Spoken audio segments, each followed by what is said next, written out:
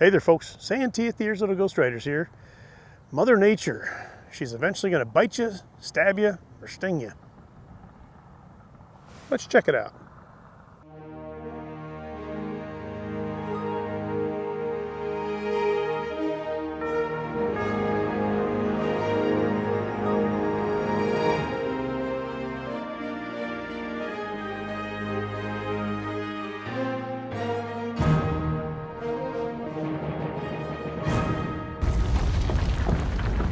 Hey, sister, you better be careful moving around out there. Everything that grows in this country will either bite you, stab you, or stick you.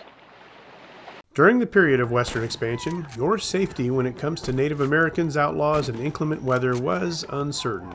We've also talked about the four-legged predators and reptiles that represented a challenge to your health. Yet, there was more. Living in the desert means being cautious of communing with nature. We have cactus and succulents that contain built-in defenses. An iconic one is the saguaro cactus. Due to Hollywood, many of us grew up thinking these were all over the West. But the reality is, they grow in Arizona and Mexico. Sometimes referred to as the sequoias of the desert, these magnificent plants take 50 to 70 years just to grow their first arm. I've got one in my backyard that's about 10 years old, and it's still pretty small. So, these beasts you see in the desert are pretty old. Saguaros are covered with needles, and touching one will definitely leave you feeling as though you've been playing with Siri the Wonder Cat. Ah! Inside this green vegetation are ribs that look and feel to me like driftwood. It was common to use them to line ceilings with in territorial homes. Just add a little straw on top for insulation and there you go. Prickly pears are equally puncturific, but they have edible fruit. However, that morsel is covered in almost invisible detachable thorns that really should be burned off before handling.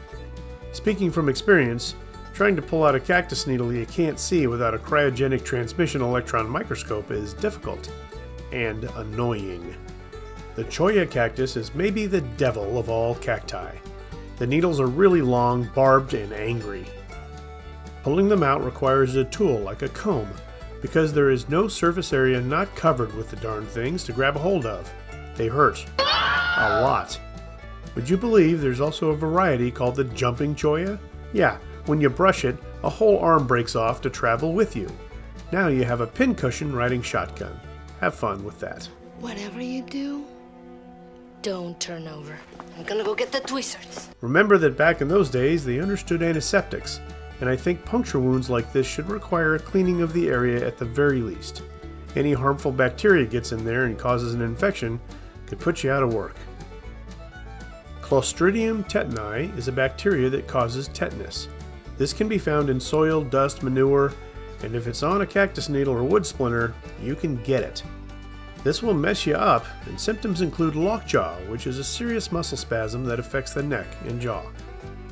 In the 1849 book, The Cherokee Physician, a natural Indian treatment for lockjaw was teas of snake root or poultices of red pepper and sassafras buds. The actual treatment is simply to write it out, but symptom management was, like today, important. I get a tetanus shot because of all the splinters and rusty nail stabs that come with hanging around these old west towns and movie sets. Get away from that gun. Get up the other end of the bar. We aren't the only area on the continent to have spiders like the brown recluse, tarantula, or the black widow. A bite from one of these nowadays is definitely treatable, but can be debilitating, especially to the young or infirm. The recluse venom basically starts to kill the tissue it comes into contact with, called necrosis. This can lead to amputation. In some cases, it can damage kidney function, which back then was usually a death sentence. There's something crawling in these beans. Well, you can speak to it, but don't play with it, or else the others will want one of them beans too. Heck, bee stings can cause anaphylaxis, which in the 19th century could almost certainly kill you. The scorpion is a very common critter out here. Their sting is on the same pain level as bees, but can also have lasting effects to infants and older folks. Nowadays, we have advanced treatments for some of the toxins and bacteria that enter into our body when nature stabs or stings us. Oh, note to self, after I finish my time machine to venture back to the Old West, buy some body armor.